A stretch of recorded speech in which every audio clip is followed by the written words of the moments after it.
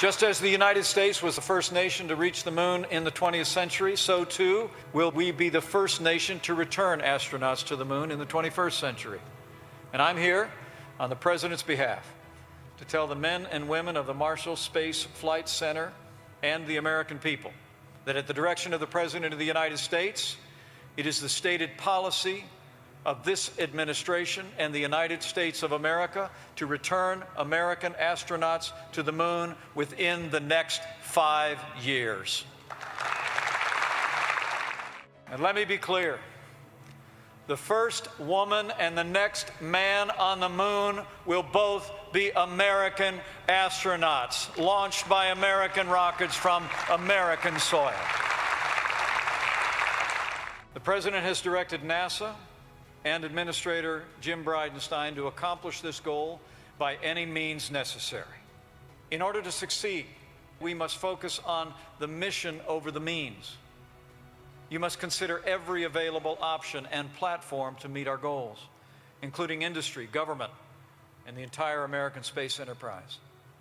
History is written by those who dare to dream big and do the impossible. You have given us a charge today, and it is right on time. And I want to say thank you for that vision and the leadership. Our agency, NASA, is going to do everything in its power to meet that vision, to meet that deadline. And you have my full commitment to achieving that. And Mr. Vice President, I can tell you, I am confident we can get to that first launch in 2020 for SLS and actually fly a crew capsule around the moon. We will be using the Gateway as a reusable command module to get boots on the moon as soon as possible. Right. 2008 and 2009, NASA made important discoveries, hundreds of millions of tons of water ice on the poles of the moon. We want to be able to get to that polar region. We need a reusable command module. We need a command module that can, no kidding, maneuver around the moon. That's what the Gateway is all about. America will once again astonish the world with the heights we reach, the wonders we achieve, and we will lead the world in human space exploration once again. Now let's get to work.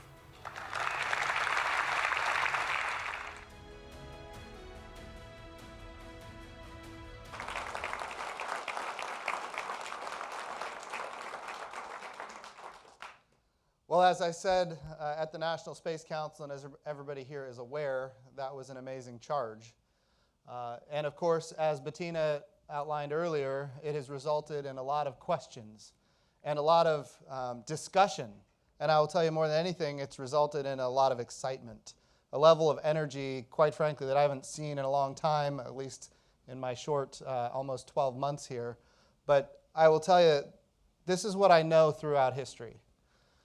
When this agency is given a task by the President of the United States, and it is also given the resources and the tools, this agency can deliver. And what I want to talk about today is how that's going to be achieved. And there's not going to be, at this point, the answer is not going to be perfect, but the answer is going to be clear.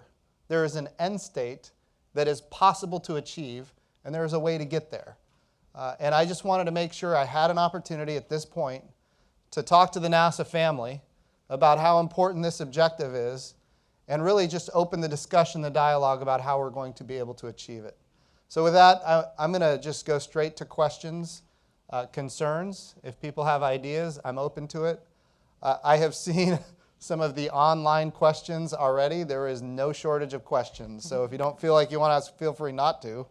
Well, there's no way we're going to get to all of them.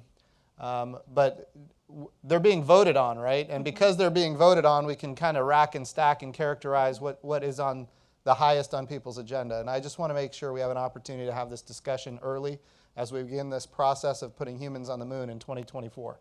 So Bettina, I'll turn it over to you if you've got some questions. Yeah. And if you're in the audience and you're thinking, we're here to have an open discussion with the members of the audience as well.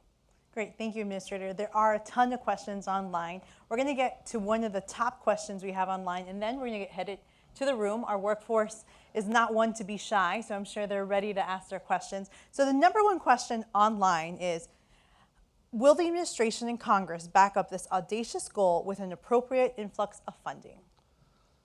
Will the administration and Congress? Based on what I heard from the Vice President at the National Space Council, he said this was a charge from the President, and he said he has tasked NASA and Administrator Jim Bridenstine to accomplish this task by any means necessary. I heard that loud and clear. He backed it up after that, and he said the mission matters more than the means. To me, that says we're going to need additional means. I don't think anybody can take this level of commitment seriously unless there are additional means. And so that's what I intend to support as we go forward. We think about the history of this agency. We can accomplish amazing things. But we also think about the history of the agency, and we see that in history, and I know there's a lot of questions about this as well. I've seen the online questions. The idea that from time to time in the past we've had an agenda to get to the moon, and then the resources don't materialize and it gets canceled. And then we have another agenda to go to the moon and the resources don't materialize and it gets canceled. I will tell you from my perspective, it is my objective to get the resources necessary to accomplish the objective. It is also my commitment to make sure people understand the history here and that we can have a great, ambitious goal, but without the resources, it won't be accomplished. Based on the comments that I've heard and the conversations I've had, the commitment from the administration is there.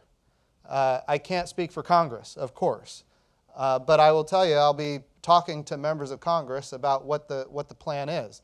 It's also true that before that happens, I'll be working with OMB to make sure that there is broad consensus throughout the entire executive branch before we go to Congress, because what we can't do is be divided as we go forward. And that broad consensus doesn't just include within the administration, it also includes bipartisan support in the House and the Senate. Again, if this is a divided task, it won't be achievable in the year 2024. So we've got to get that broad consensus. This is an all-of-America approach. It's a bipartisan kind of effort, and we can't do it one party over another, and we can't do it with divisions within the executive branch. And so my goal is to work with all players within the executive branch, within the House, and within the Senate to achieve the end state, which is boots on the moon in 2024. Great. With that, we're going to go to questions from the audience. Go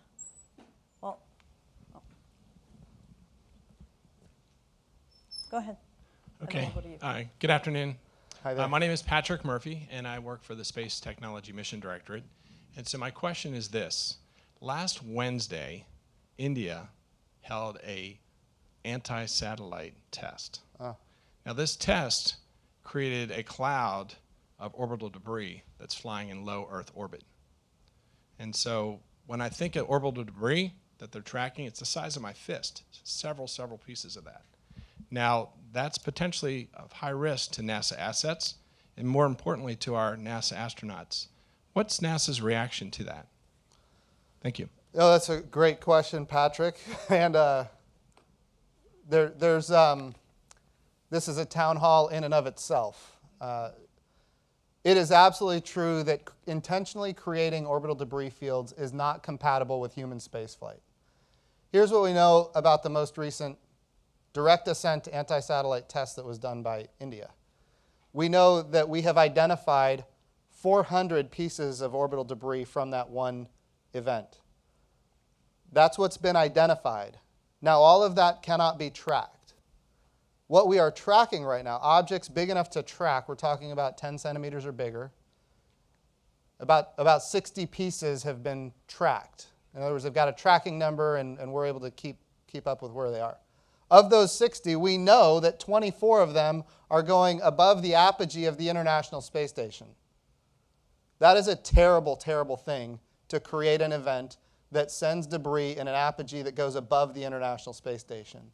And that kind of activity is not compatible with the future of human spaceflight that we need to see have happen. We are charged with commercializing low Earth orbit. We are charged with enabling more activities in space than we've ever seen before for the purpose of benefiting the human condition, whether it's pharmaceuticals or printing human organs in 3D to save lives here on Earth, or manufacturing capabilities in space that you're not able to do in a gravity well. Like, all of those are placed at risk when these kind of events happen. And when one country does it, then other countries feel like they have to do it as well. So, Patrick, I'm with you. I get it. I understand it. It's unacceptable, and NASA needs to be very clear about what its impact to us is. Now, we're learning more and more every hour that goes by about this orbital debris field that has been created from this anti-satellite test.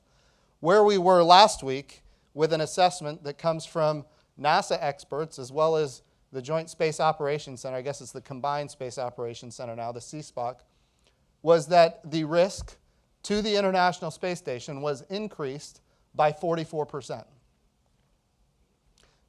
The risk, and I'm talking about small debris impact to the International Space Station, the risk went up 44% over a period of 10 days. So the good thing is it's low enough in Earth orbit that over time this will all dissipate.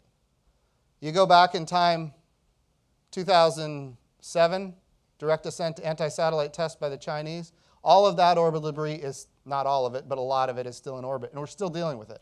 And we as a nation are responsible for doing space situation awareness and space traffic management, conjunction analysis for the entire world, and we're doing it for free, compliments of the taxpayer of the United States of America, from an orbital debris field that was created by another country.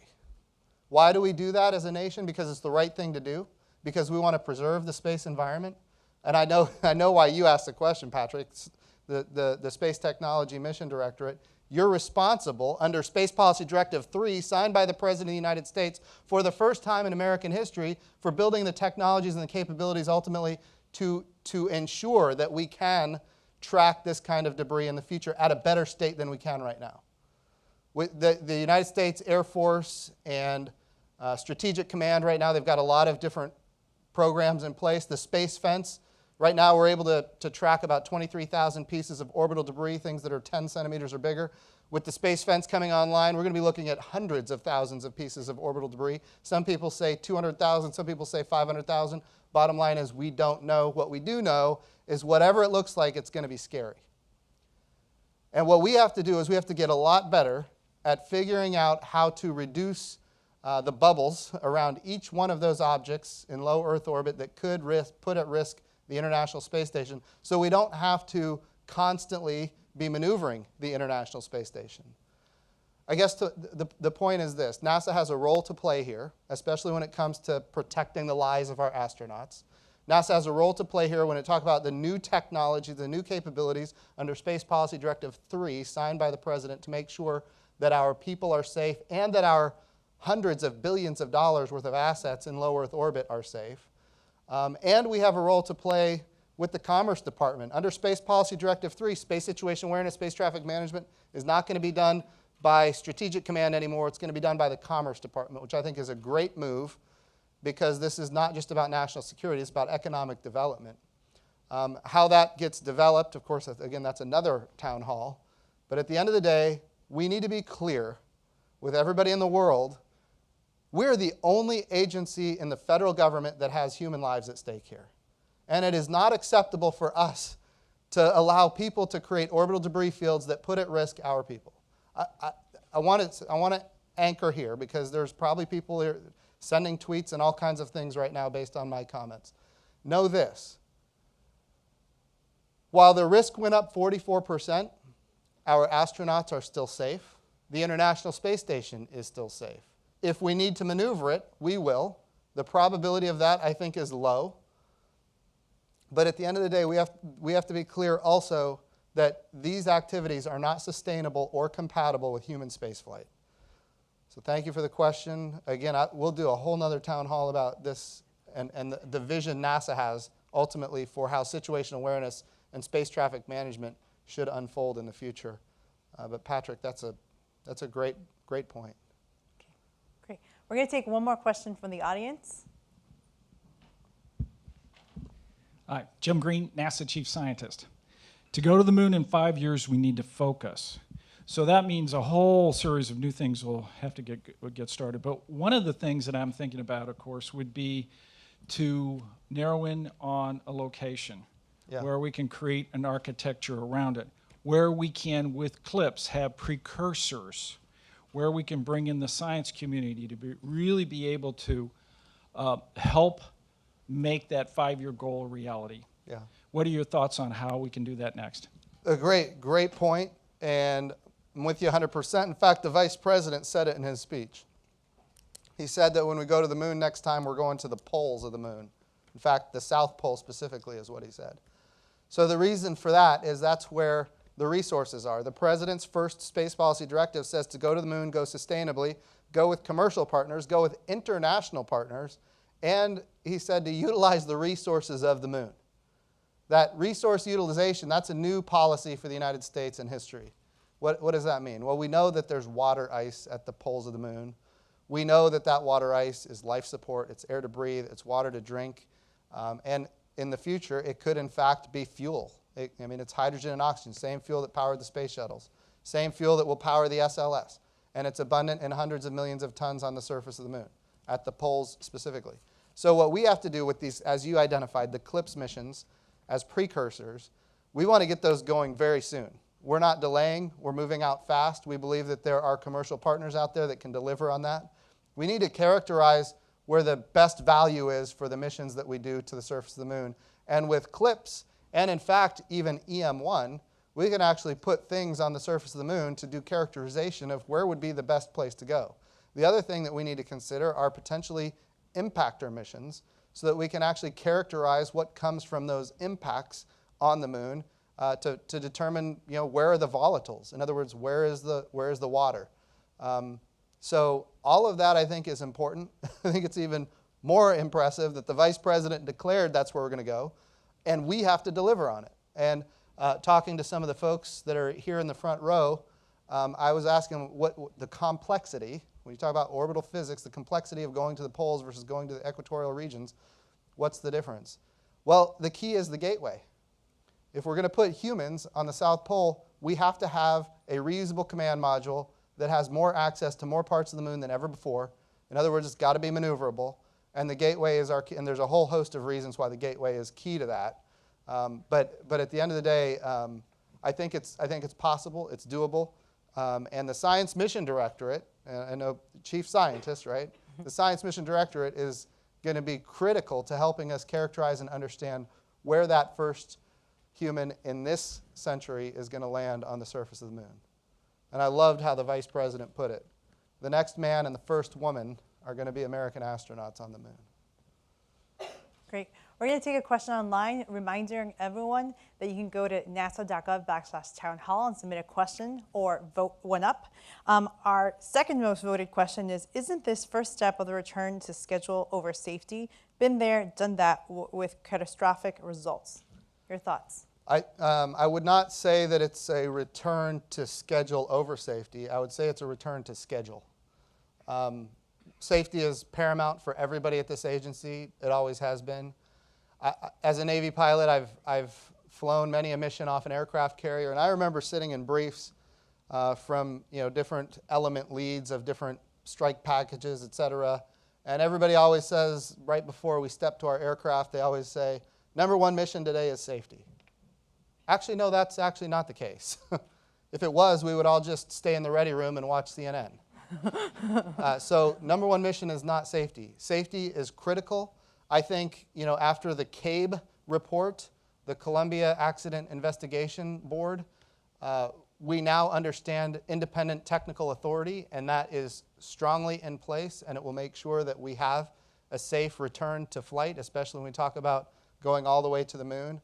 All of those elements of safety are currently in place. We are keenly focused on safety. We're not going to land boots on the moon in 2024 unless we can get there safely. If it's not safe, everything else is at risk. So if we're going to land in 5 years on the surface of the moon, safety has to be paramount, and it will be paramount. This is an agency that understands the history better than anyone else, and we're committed to the safety element. Great. Yep. Thank you. Questions from the audience? Oh. Well, while you all By the way, when I said we stay in the ready room and watch that network, what I meant was we'd watch NASA TV.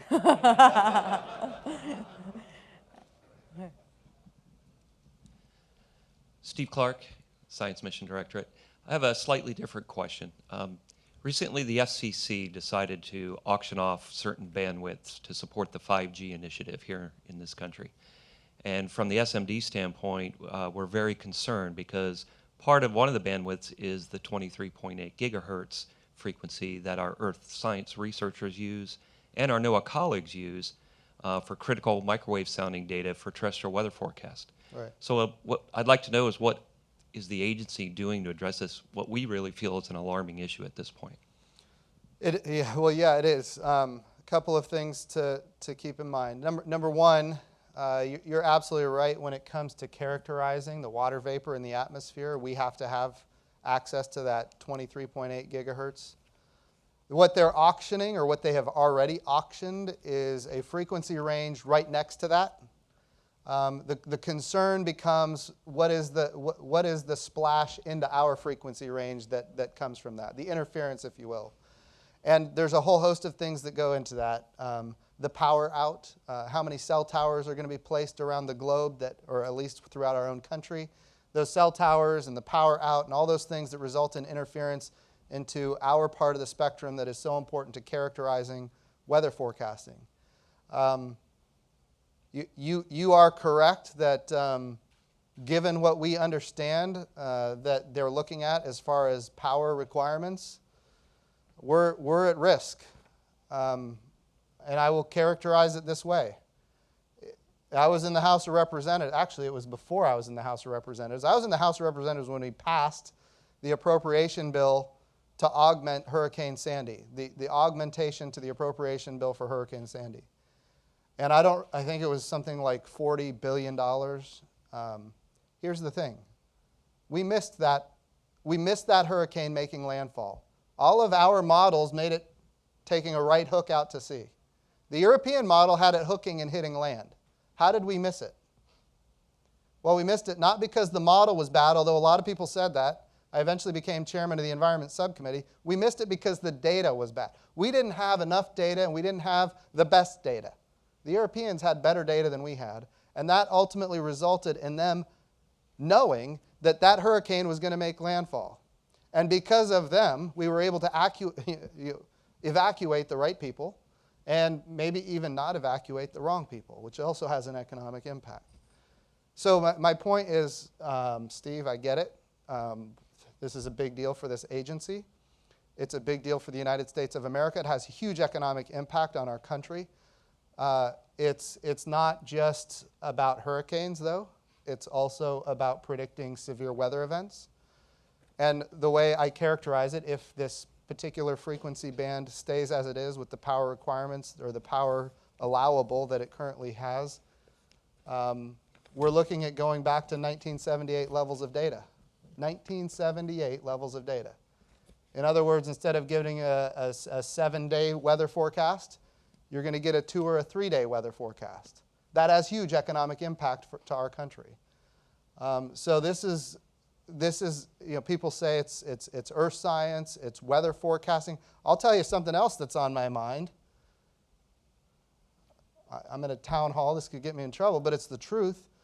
I was the chairman of the Environment Subcommittee in the House of Representatives when JPSS fell behind. JPSS won.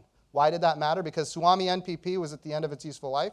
JPSS was being delayed and delayed and delayed. And if Suwannee NPP ceased to operate, we were going to lose 80% of the data that fed into our numerical weather models from the United States of America. And the testimony that I had from NOAA at the time on the Science Committee was that that would put us in a position to miss 25% of the severe storms in the state of Oklahoma. 25% of the severe storms. So that was JPSS. Well, what's the primary instrument on JPSS? ATMS, which of course is doing what? It's sounding in the microwave spectrum for the purpose of characterizing water vapor. So the question is, does this country intend to make multi-billion-dollar investments into satellite programs for which the flagship instrument is now not going to be able to return its investment?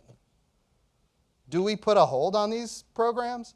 I don't know at this point. I've got to work with NOAA. I've got to figure out what's real and what's not real as far as the data that we're going to be able to accumulate once this spectrum is no longer available. But this has huge impact to existing programs already on orbit with tens of billions of dollars worth of investment. It has impact on programs that are underway right now. It has impacts to the people in the United States who rely on weather forecasting. It has impact to the people on the East Coast who need to understand where a hurricane is going to make landfall. I get it. NOAA understands. The Commerce Department understands. They're calling us. So we've got to figure out how we're going to continue the missions that we've been tasked to accomplish under this kind of new environment. And I don't know at this point. I'm going to be honest. We've got to figure it out. But it's a big deal, and it's important, and we're going to continue working on it. The key is, Steve, to your point, what are we doing about it? Dialogue. We need to communicate with all parts of the federal government about why this is a challenge and figure out how we're going to deal with it, because it's going to have a big impact. Thank you for that question. Thank you, Mr. Administrator. We're looking at the questions on nasa.gov/town hall, and we're seeing a theme, so we're going to combine some. Vice President Mike Pence said, NASA must transform itself into a leaner, more accountable, and more agile organization. He also said, if NASA is not currently capable of landing American astronauts on the moon in 5 years, we need to change the organization, not the mission. What does this mean?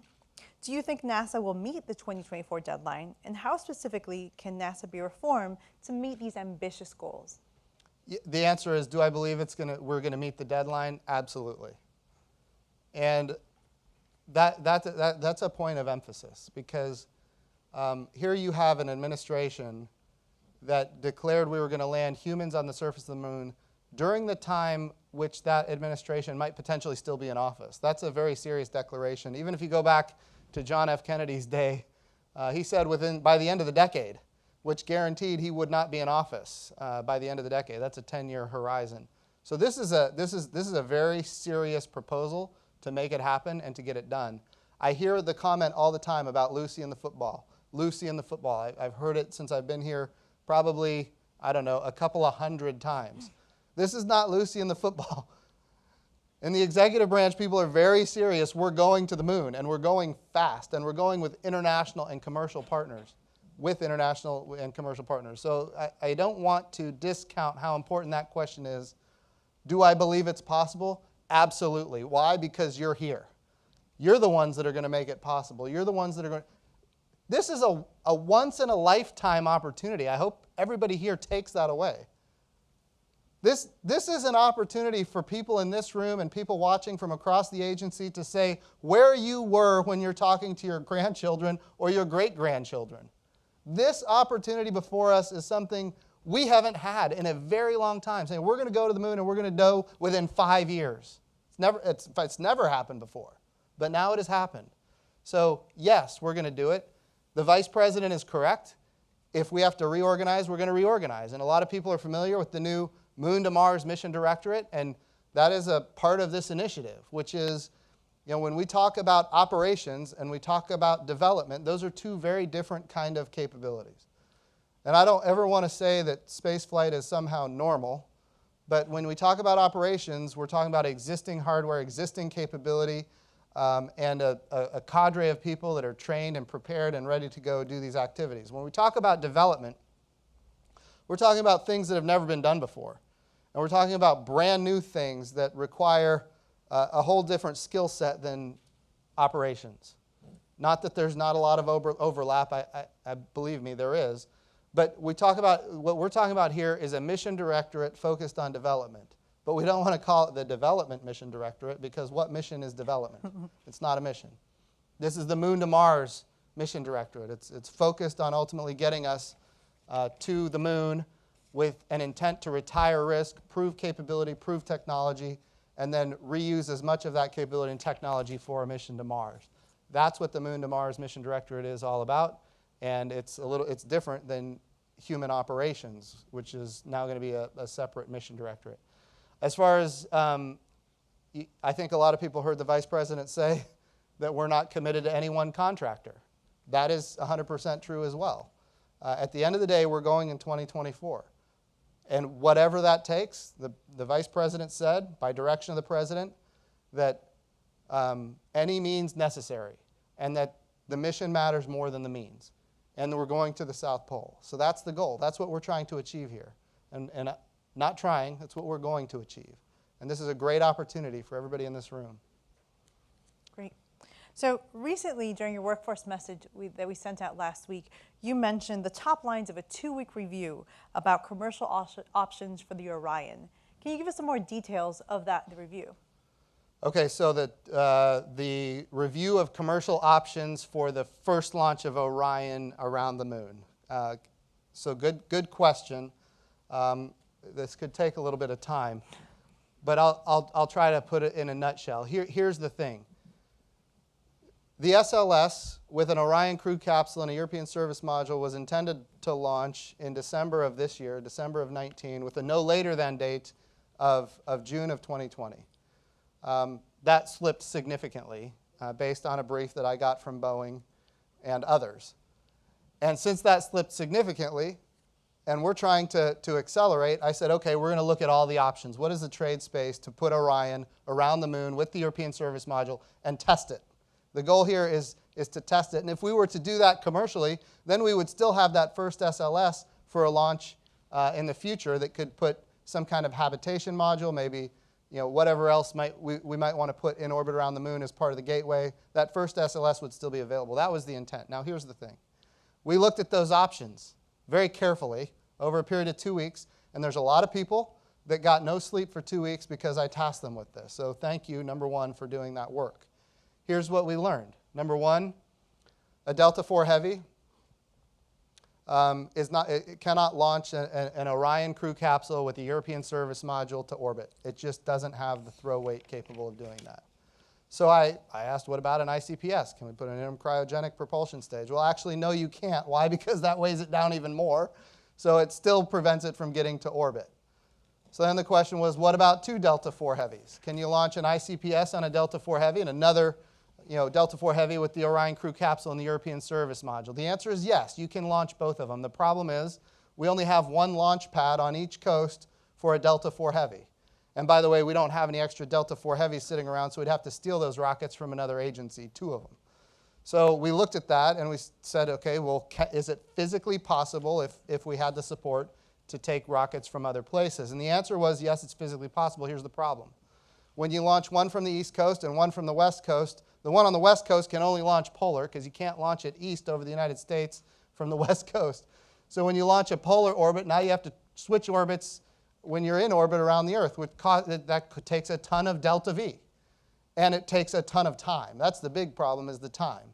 Because and I don't want to say what that time is, but it's enough time to where you're going to have cryogenic boil off, and then you're not going to be able to accomplish the objective anyway. So 2 Delta IVs proved to be unworkable. So then we said, what about a Delta IV and a Falcon Heavy? Or, even better, let's pretend the 2 Delta IVs worked. We don't have any way to do automatic rendezvous and docking. That capability does not exist in our country except for one solution, which is a Crew Dragon, which we just proved on the International Space Station. So, okay, let's take a Crew Dragon and dock it to the Orion and push it around the moon. We'll launch the Crew Dragon on a Falcon, and we'll launch the Orion, a European service module, on Delta IV Heavy. Can we do that? Put them both on the pad. By the way, I was for it because the visuals would be beautiful. Can we put both of them on the pad at the same time, launch them an hour and a half apart, one orbit apart, and get that done? Here's the problem. While the Crew Dragon is capable of doing automatic rendezvous and docking, it doesn't have the thrust to throw it around the moon. So it would basically be a replay of EFT-1, which isn't what we're trying to achieve here. We want to test it around the moon. So then we said, okay, can we use any other kind of upper stage? And here's a solution that did work. A Falcon Heavy with a regular old Falcon upper stage and an Orion and a European service module. That actually did work on one rocket. Here's the problem. There is a whole host of challenges that had to be addressed. We talk about a Falcon being launched. Everything is integrated horizontally, and then the erector arm makes it vertical. Well, you put an upper stage with a European service module and an Orion on top of that. Making it vertical is extremely difficult. It would take a lot of changes to that erector arm. By the way, then the European service module would not have any of the hypergolics on it, so now you have to load the hypergolics in the vertical, which means that the launch pad itself would have huge changes that would need to be made. On top of it all, we're talking about putting a massive fairing on top of a Falcon Heavy, and that massive fairing, of course, is going to create some kind of shock wave as it goes through max Q, and those shock waves are going to impact the side boosters on a Falcon Heavy in ways that right now we don't even know, which means we got to go back into wind tunnel testing. At the end of the day, while that option was attractive and possible, there was so much risk and so much cost and so much schedule involved that it wouldn't accelerate on either cost or schedule. But here's the thing. It could be used in the future if we could get through all of that. The one downside of that is that it barely made it around the moon. It is true we could get around the moon, but it would be a free return trajectory, and there'd be no possible way to insert at the moon into an orbit. Not even a near rectilinear halo orbit, which is, of course, where the gateway would be. So even that capability was limited. That was not the right solution either. I know we're getting short on time, and this is more detail, but I think there's people here that are interested in this. At the end, there is another solution out there, a Falcon Heavy with an ICPS at the top. Talk about strange bedfellows. A Falcon Heavy with an ICPS at the top with a European service module and Orion crew capsule. That ultimately has the ability to put us to potentially, gosh, Gerst is going to be so mad at me for saying all this. But at the end of the day, by the way, none of this was cleared by Gerstenmaier. He's still the best rocket scientist that we have. No insult to anybody else in the room. So going back to at the end of the day, there is a solution here that could potentially work for the future. It would require time, it would require cost, and there is risk involved. But guess what? If we're going to land boots on the moon in 2024, we have time, and we have the ability to accept some risk, make some modifications. All of that is on the table. There is nothing sacred here that is off the table. And that is a potential capability that could help us land boots on the moon in 2024. I don't want to take away for 1 second the best option to get us to the lunar orbit as soon as possible is SLS and an Orion with the European service module. There is nothing that beats that capability, and right now what we're doing is everything possible to accelerate that. So instead of doing things in series, we're doing things in parallel. I'm sorry, I'm going to anchor here. We've got some time. We've got 15 more minutes. Here, and by the way, when I went 1 minute over, when I did the budget rollout, they chopped me off on time. So I'm going to end right on time. They just did a hard cutoff. So I'm going to make sure that I don't do that again. Don't go over time on NASA TV. They will cut you off. It doesn't matter. It doesn't matter if you're the administrator or not. They're cutting you off. So the SLS and the Orion crew capsule, the European service module, is the best solution. We have to accelerate the SLS. How do we make that happen? The engine section ended up in the critical path. That's what happened. The engine section, and everything has to be stacked on top of the engine section. So given the property, plant, and equipment that we had, we were stuck on the engine section, and we can't integrate the hydrogen tank with the oxygen tank, the inner tank, and the fairings. They couldn't be integrated with the engine section. So what do? We just bought hardware that's going to help us integrate horizontally all of those components for an eventual. So in other words, we can continue working on the rest of the rocket while the engine section is caught in the critical path. That's going to accelerate our schedule by a number of months in a very positive way. Then what we're looking at is ultimately how much testing do we have to do. We don't want to do anything that is absolutely not necessary. There's a lot of tests that we'd like to do, a lot of tests that we would love to see the result of. And we talk about a flight envelope. We want to test it at every single part of that flight envelope in the extreme. Friends, the question is, what does it take to be qualified to fly? We don't have to test everything to failure. What does it take to be qualified to fly? Those are the questions that we need to answer. And if we can accelerate, whether it's the green run test, we have other capabilities. We're talking about space shuttle main engines here. These are RS-25s. They've got millions of seconds of test on top of 130 shuttle flights with 3 engines each. That's a lot of flight time on these engines. Now they have digital controllers. Digital controllers enable them to accept very high off-nominal fluid flows, whether it's liquid oxygen, liquid hydrogen. So the question is, how much off-nominal can they accept? And it's possible that we could descope some of the green run based on the fact that we now have these new capabilities, digital control, which are important. I used to fly airplanes that had digital electronic controls, what we called it, DEC, and it made a world of difference. Again, I'm not saying that an airplane is the same as a rocket. I get it, it's different. And all the rocket engineers are like, yeah, an airplane, whatever.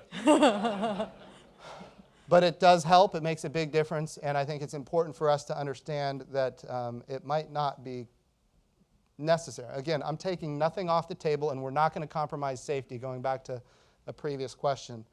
But the question is, what do we need to do? And anything we don't need to do, we can delay. There's future launches, there's future things we can test, but right now, how do we get boots on the moon in 2024? That's our focus. Thanks for the question. Great. We're going to take one more of the online questions, then we're going to go to the audience. Besides SLS and Orion, what other critical hardware needs to be designed, built, and tested for a lunar mission? The Gateway, what are is it the Gateway? What are our plans building a lunar lander? It seems we might need one of those pretty soon. Yeah, we might need a lander pretty soon. Yes, that is true. Whoever said that, you are correct. In fact, if you could deliver one yesterday, I'd appreciate it. So what other hardware needs to be developed? This is, I guess, another important point. We're running out of time, and I can't let the clock get me again. So we went through this exercise. Commercially, how do we get to the moon? What we learned is that it's possible, but it's going to take cost, it's going to take schedule, it's going to take a lot of testing, and we're looking at like a 2022, 2023 kind of time frame to be able to insert at the moon commercially. That ultimately, if we do all of that and we're able to insert around the moon in 2022, 2023, it's too late. So that needs to happen, quite frankly, in parallel to what we're doing on SLS and Orion.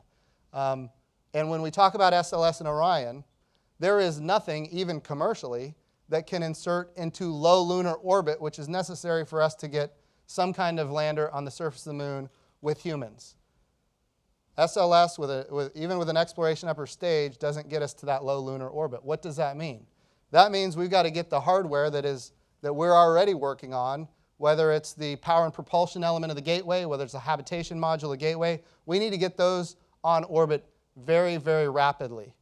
And guess what? We're on schedule to do that, and we can do that. So we get those elements on orbit quickly. Then, going back to the questioner's question, we need to have 3 separate stages to get to the lunar surface from the Gateway.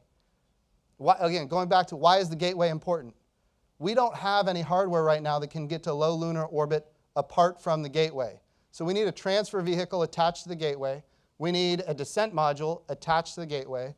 And when we launch crew on SLS with Orion to the Gateway, we need with them an ascent module. By the way, Gerst is going to be so mad. All of this right now is we're looking at it for what is possible to put humans on the moon in 2024. I'm not suggesting that there are not holes here. The reality is we're moving quickly and we're looking at all options and there is nothing off the table. So when we do this, we need to have the Gateway with a transfer vehicle that can get us to low lunar, and we need to have a descent module and an ascent module. All of that needs to be launched and put in place around the moon. I told Gerst, I was like, here's what we need to do. We were in a meeting just the other day. I said, we need to get an ascent module built quickly, and we need to get it on the surface, and we need to get it pre-positioned on the moon. And he said, we've already got that planned. It's called the Gateway. It will be pre-positioned on the Gateway. This is evidence that this reusable command and service module is the right architecture for not just sustainability, but also for speed. You've got to have both. Sustainability, so that this time when we go to the moon, we can actually stay, and speed, we need to get there in 2024. And we have the right architecture right now to accomplish that. Now, certain things are going to have to be descoped, and I get that. We're not building the International Space Station around the moon, as many people would love to do. That's not what we're doing here. The Gateway has a purpose. What is its purpose right now? Speed. We want to get to the surface of the moon as soon as possible. We need that ascent module quickly. And by the way, we can leverage existing hardware for transfer vehicles and descent modules, descent modules. We can use existing hardware.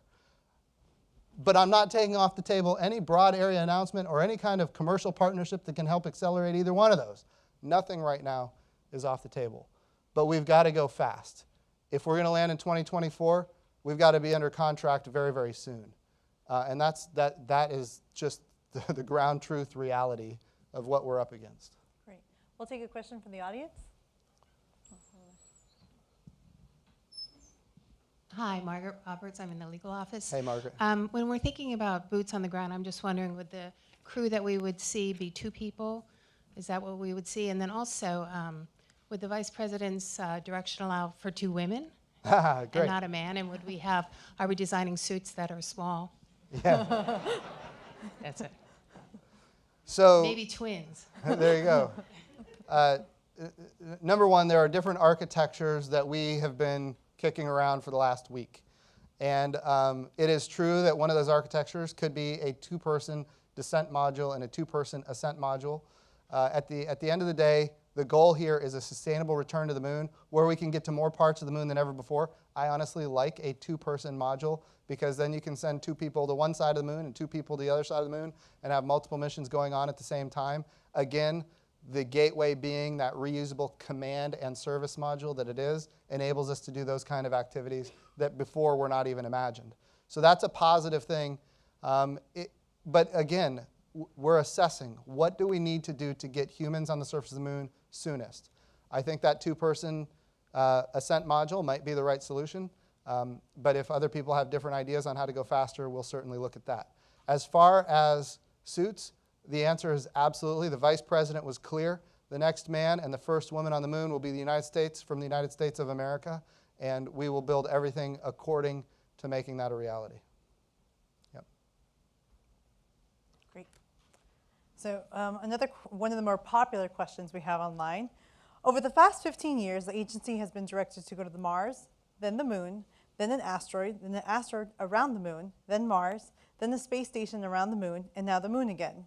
What steps do you plan to take to reduce the programmatic whiplash that takes us from actually accomplishing any of these grand plans? What assurances can be given that this plan for lunar return will survive a change in administration after the 2020 election? How can we protect our long-term human spaceflight plans from rapid changes like these? Oh man, a lot in there. So the answer is, one of the things that I did when I was in the House of Representatives is we voted on the NASA Transition Authorization Act, which made sure that we kept a constancy of purpose going from one administration to the next administration. So Congress has a role to play here that has been very successful in the past. Congress hasn't always been successful in doing that, but in this particular case, there was bipartisan support for keeping a continuity of purpose. And because of that, we now have these options available to us. But this questioner is exactly right. If we throw out all of the things that we're doing right now and start with a clean slate, number one, we're never going to get to the moon in 2024, and number two, it won't be sustainable, which are the 2 objectives right now. So Congress has a role to play here, but I think the other thing that's important is when you have administration support that is saying this is going to be accomplished potentially while we are still in office, that's the level of certainty that has not existed in the past. I will also say that this is not a political or a partisan thing at all. People say, John F. Kennedy got us to the moon. Well, it's Richard Nixon's name on that plate on the surface of the moon because he was in office when the event actually happened. This is not political or partisan. This is about achieving something and having people held accountable to those achievements during the time in which they serve, including me. Guys, that's on me, right? I have to achieve this. We, as an agency, have to achieve this, and I think it's good leadership. So I don't think we're going to be cast to and fro on this one. I think we're going to go to the moon in 2024. And by the way, we talk about bipartisan support. We have to have it. This can't be a one-party only kind of agenda, and I'll tell you why. Because when you think about the budgets coming up, there's a high probability that we're going to end up in a continuing resolution. And if we end up in a continuing resolution, it makes it very difficult to achieve what we're trying to achieve. We can't get a new ascent module under a continuing resolution. We can't get a descent module under a continuing. We can't get to the surface of the moon under a continuing resolution, which means we have to have, as an agency, an anomaly to the Commerce, Justice, Science Appropriation Bill. Well, that anomaly needs bipartisan support or it's not going to pass. This is not a partisan or a political thing. Nobody knows what the world is going to look like in 2024. All we know is that we have an agenda to get to the moon in 2024. Great. We have time for one more question. Anyone from the audience?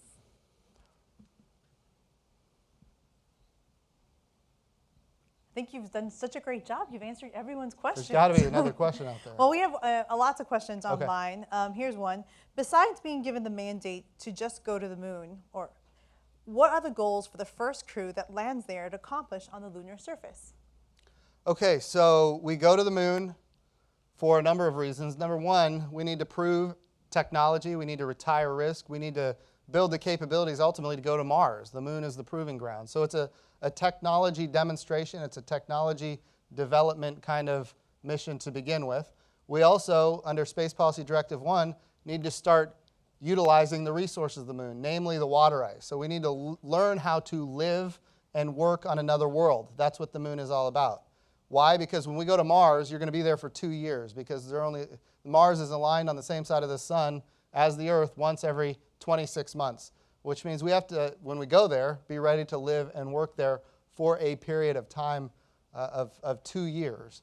So that puts us in a position to utilize the moon as this proving ground for an eventual human spaceflight capability to Mars.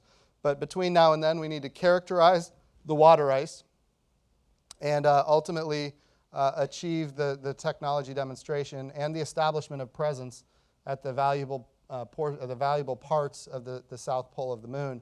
You think about what does that mean, establish presence? There are key areas of the south pole of the moon that are tremendously valuable. Those key areas are where the volatiles are, it's where the water is, but also the peaks of eternal light, areas where the sun really doesn't set because of the craters at the south pole. Maybe it does set, but it sets for a very short period of time and then it comes back up. In other words, you've got solar power available for long periods of time, if not indefinitely.